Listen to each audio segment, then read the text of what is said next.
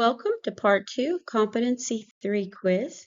In this video, we will work with topics relating to the LCM, GCF, modular math, vectors, and matrices. Number 6, which one of the following properties does not apply to vectors?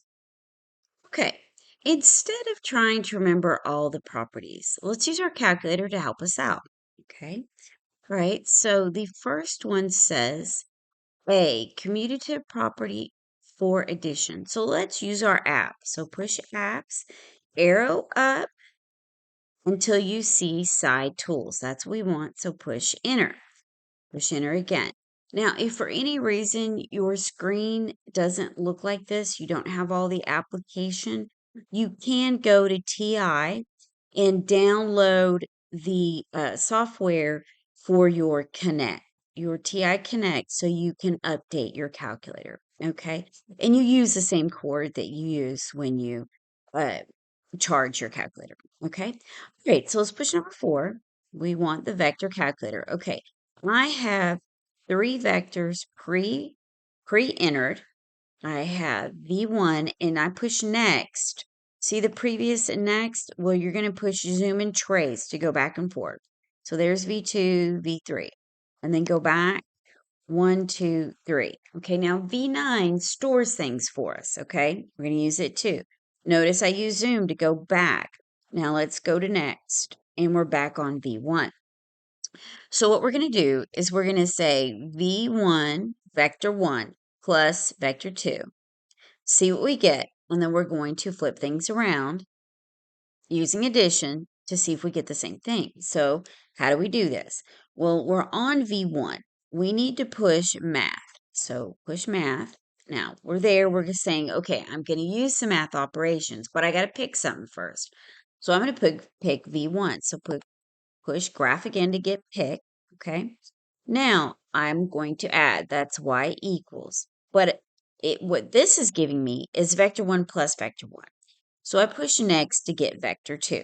That's what I want to do. I want to add those two. So pick it. And we get a new vector of -1 and 2. Okay, that's what V1 plus V2 is. Okay, so how do I get out of this to try it the other way around? Well, I'll push graph. Now, I don't want V1 again, so I'm going to push next, pick V2. So push pick, add again, go to zoom, push zoom for your previous. Now that's what I want to add. So push pick. There we go. It stored it in V9 again. But here's a little thing you need to know. V9 will store things, but it always types over with your new answer. So obviously, the first answer and the second answer are the same. So A is not what we want. Why isn't it what we want? Because we're looking at what isn't a property. And commutativity of addition with vectors is a valid property. So we don't want that one. So let's try B, commutativity for multiplication. Okay, we're just going to do the same thing we did before, except multiply. So how do we get out of this again? Push graph. Now we have what we want. We're going to pick V1. Wait a second. We have 2 kinds of multiplication. Be careful. The problem tells us dot products for a reason. That's what you want. So push zoom for dot product, and we want to push next to get V2. That's what we want to do the first time around, the dot products of V1 to V2. Okay, so pick it, and it gives us a magnitude or a scalar of -5. Okay, now let's flip things around and go the other way. So push graph to get out, but we want to push trace to go to V2. Okay, now pick it, multiply dot product. Okay, but I want to do zoom again to go backwards to get my V1. Now I have V2 dot product V1. That's what I want. So push graph. Now again, I get the same thing. It gives me a magnitude, a scalar. That's perfect. Okay, so that means B is not what we want. All right, so let's look at C.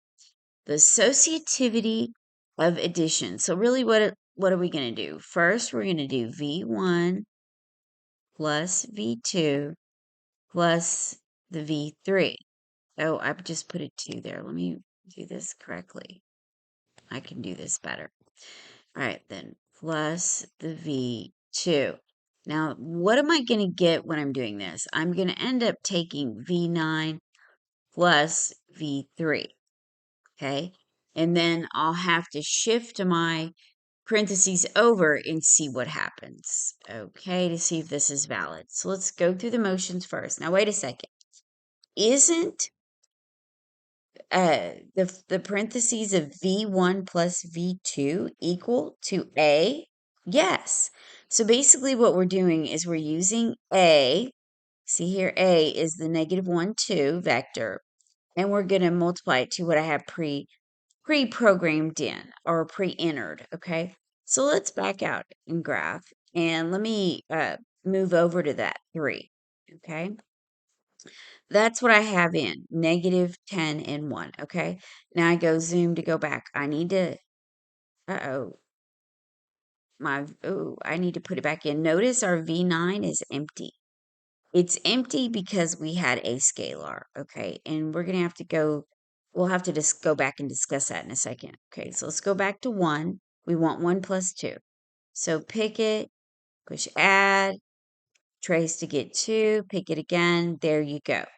You get the same thing you had for A, but now it's actually stored again in V9. It just keeps typing stuff over, okay? So that doesn't really help us out. All right, now let's take V9, but we have to go back, okay? We're going to zoom back to V9, okay? And we're going to pick it, and we're going to add, but now we need to go push trace the next and go to the V3, V9 plus V3. That's what we want. Pick it. Okay, that gives us -11 and 1. Okay, now if we shift or when we shift, that's our highlighted. I'm shifting the parentheses over and we do it this way, which will give us, I'm going to change colors here. This will be V1 plus a new V9. Okay. If that, when we do this, if it gives us the same new vector, then we're good to go. Okay.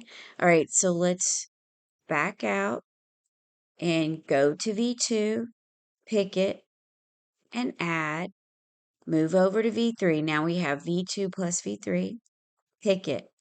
Okay. Now it's stored in 9. Go back and there's our V1. We want that.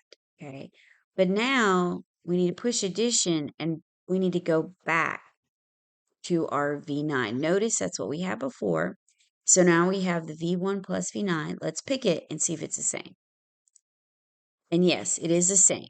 So C is a valid option. We can use associativity with vectors when we're adding. So C is not going to work because we want what doesn't work. Okay, so that means we probably are going to go with D. Let's think about this. Now, using our calculator isn't going to work quite the way we want, okay? So it says we're going to use associativity and multiplication using dot products. So we're going to repeat the process we had above for C, but using dot products, okay? All right, so let's push graph to back out. So we don't want 1. We want to go next to 2. So we want 2. No, never mind. I'm backtracking mentally. Sorry about that. We want V1 times V2. Then we shift our parentheses. So let's do it with the pink parentheses first. Okay. All right. So we have we want. We push graph for pick and we do zoom dot product. But we need to go to trace to go over and pick 2. Now we have V1 dot product V2. That's what we need to start out with. So let's pick it. Oh, we get the scalar that we got in B. So we're really doing is negative 5 dot product to V3. Oh goodness. Okay. Well, let's back out and wait a second. There is nowhere to deal with scalars here. Just gives us a scale of 1. And even if we do second mode to back out, we're still going to end up. See, you have V9 and you can I'm taking this opportunity to kind of show you what this does, okay? If you haven't worked with this tool before.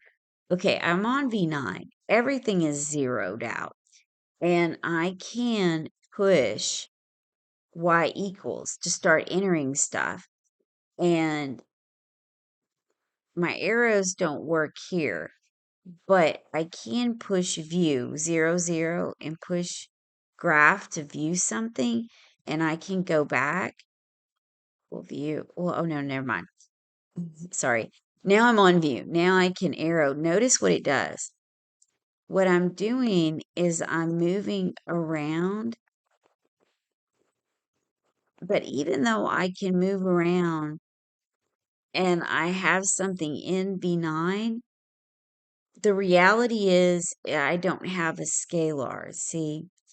Okay, and if you're curious, this is just XY values, a standard vector. If I push R and theta, that's for something different. If you've seen the videos that I put up for that, if I push window to get that, it just gives me different values of the new vector. That gives me the radius, the length, and then my theta is what it's giving me, my angle. Okay. So that's not going to help me out right now. All right. So that being said, let's see, and I can view that and it shows me my vector. So let's do it this way. Okay. Let's go to V3. Okay. If I'm using dot products, let's think about why this fails. Okay. That's what I have right now. And V3, that would be negative 5 dot product to negative 10 and negative. I was thinking, let me write this better. Sorry. That's going to be minus 10 and then minus 1. Okay. Okay, let's think about what we get when we do each dot product. Okay, what's going to happen? All right. But regardless of what will happen, let's take a look, okay, at what happens when I shift over where my highlighter is. Let's do V1 times V3, okay? And what will happen in that case? Let me change colors. So when I shift over my parentheses, I'm going to have V1 times whatever we get from V2 times V3. So let's just back out and try this again, right? Or let's go back to V2. There's my V2. We haven't changed it. Remember, V9 is what we messed around with and changed. Okay. I did that deliberately. I didn't want to change my entries. So we have what we want. Okay. Let's push math. Okay. But we don't want V1. It put us back on V1. So let's go next to V2. We're good to go. Let's pick it. Now use our dot product. Okay, and then we're going to go next to get our V3. That's what we're doing. We're shifting over. We're going to multiply those with dot products. Pick it. That gives us a magnitude of 17. Whoa. That is not the same thing. Just take a look. Okay, so let's back out of that. Okay, and this is what V1 is. Oh, sorry. Let me erase that. Actually, I'm okay. That is 1, negative 1 with a dot product of 17. Now, do we think that is going to be okay? No, it isn't. Those are not going to be the same animal no matter how you shake it, slice it, dice it, julienne fry it. It's not okay. It's not valid. Nothing about that looks okay to me. And if it doesn't to you, you are correct. Okay. All right. So that is the one thing that doesn't work, the associativity with multiplication. Okay. It does matter. So for vectors, it's not valid. All right. So let's go to number 7. But first, look at all this stuff I have here that I've played around with. Let's clear everything out. Okay. All right. Number 7 says, which one of the following properties does not apply to matrices? Oh, we can do the same testing that we did with matrices that we just did with vectors, okay? Now, I do want to show you something really quick with vectors anyway, okay? Matrices and vectors. So notice that we just couldn't use our app to deal with option D. So let's go second mode. And second mode, I'm trying to back out. Now I can exit. Okay. Now, let's look at our matrices. We can put our vectors in matrices form. That's really what I have written down. So let's give it a whirl. Okay. Let's see what happens. So second, and see our matrices, our blue matrices. Let's push that. I have 3 pre-entered. Okay. But let's put in -10 and 1. So let's go over to edit and go down to B. Push enter. Okay. It's -10 and -1. This looks like what I have. So, okay, -10, enter, -1, enter. Uh-oh. That should have been -1, 0. That didn't work out well. Okay, there we go. Now, we've put that in the matrices B. Okay, let's push enter. Okay. Ooh, ooh. No, actually, we're going to have to back out. So second mode, back all the way out. There we go.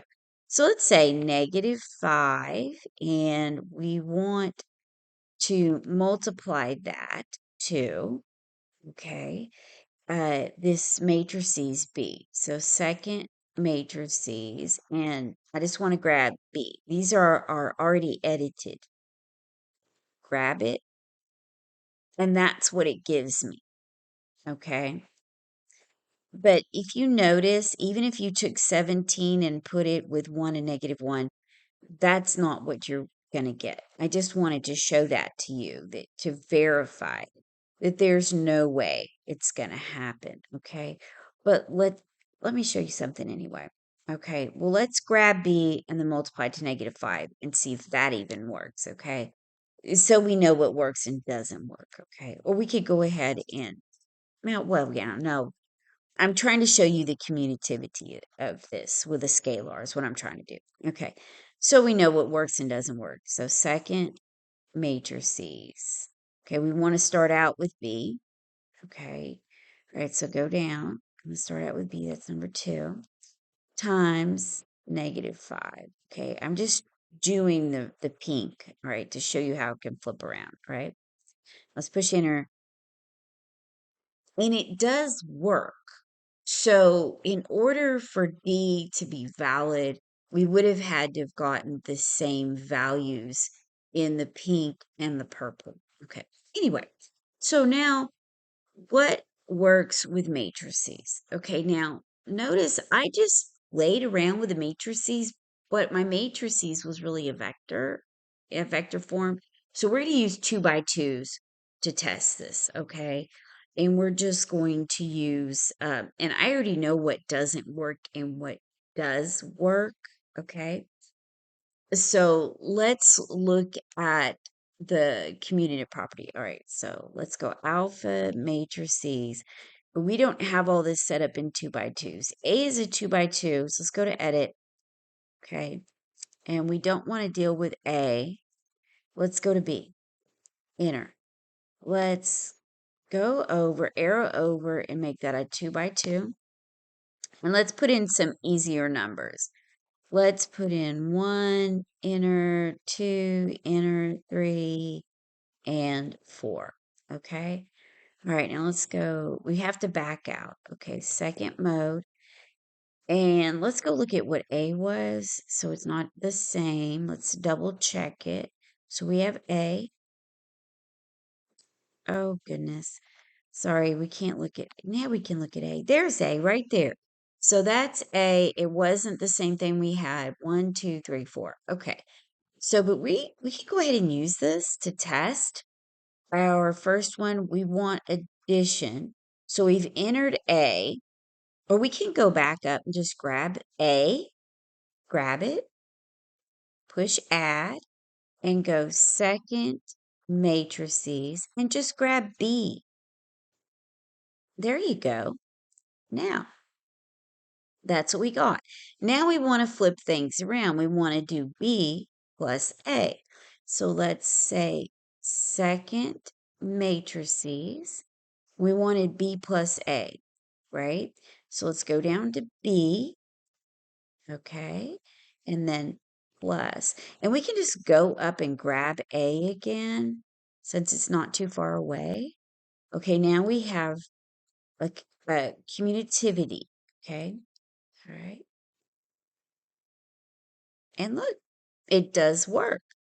Okay, great. Now let's try multiplication. So what can we do? Just go up and grab them and slap a multiplication in between. Okay, so let's push enter. See, I went up, grabbed it, brought it down, but now I need to arrow over and push multiplication. Now I can push enter. Okay, now go grab the other way around, B plus A. Grab it. Remember to arrow over and put in the operation you want. Now I have what I want. Push enter. Ooh, that does not work. And I already knew that it doesn't work. Okay. And that being said, associativity, if we had 3 of them, it works. The additive inverse, it does work. It is that commutativity for multiplication that does not work. Okay. All right, let's go to number 8. Okay. For which one of the following conditions does M times N exist for matrices M and N? Okay. Now they don't have M and N there. Okay. You don't need them. You need to read the A, B, C, D options. Let's think about this. What are the rules of matrices? Well, look over at our calculator. Okay. We had a 2 by 2 times a 2 by 2. That's because the rows and columns matched. The rows and the columns were the same. And that means to the inside. Okay, so let me kind of sketch this for you. If we had M and we had something here, something here, something here, and something here, that's a 2 by 2. Change colors. Now, we need this. See, this, my number of rows is 2. Now, I could multiply that to N being 2 by 1. Okay, a 2 by 2. So on your M, the number of rows has to be the same number, the same value as your number of rows on N, which is true. That's 2. That's 2 to 2. So what you need to look at is let's think about this. M has 4 rows. We don't want to look at rows. We want to look at M has to have the same number of columns as N. So let me change to the highlighter and let's read A. M has 4 rows and 5 columns. N has 5 rows and 6 columns. This is what you need to match. This middle part right here. The columns of the first one has to match the rows of the second one. Okay? And that is not true for B. See, this is 5 and 3. This one's 5 and 4, and this one's 8 and 6. Okay? All right. And you could uh, enter some practice ones, some sample ones in your matrices in your calculator and sit and go through the process. Actually create each of these, put them in your calculator, and you will see that you're going to get an arrow on B, C, and D, but not on A. So A is the valid option. Okay.